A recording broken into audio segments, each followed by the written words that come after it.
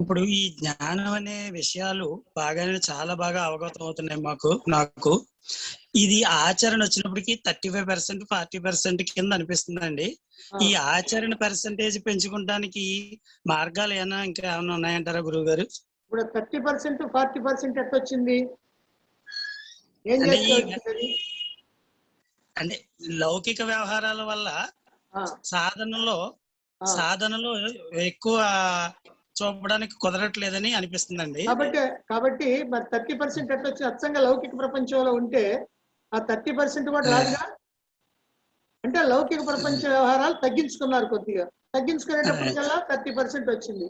ఇంకొకరు తగ్గించుకుంటే 40 అవుద్ది, ఇంకొకరు తగ్గించుకుంటే 50 అవుద్ది, మొత్తం తగ్గించుకుంటే 100 అవుద్ది.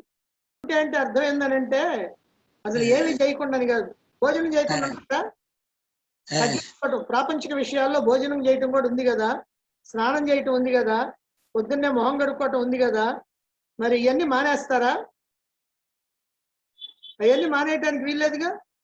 కాబట్టి అవన్నీ ఎట్లా చేస్తున్నారో అట్లనే అన్ని చేస్తానే పరమాత్మ యందు మనసు నలపాలి. అందుకని నేను చెప్పింది ఆత్మే కామ్ దిల్మే రామ్. ఏ పని చేసినా పరమాత్మ యొక్క స్మరణ ఉండేటట్టుగా చేయటమే, దాన్ని ప్రాక్టీస్ చేయాలి. మనం ఏం చేస్తాం, పని చేస్తేనేమో పని, పరమాత్మ అంటేనేమో పరమాత్మ అని అనుకుంటున్నాం.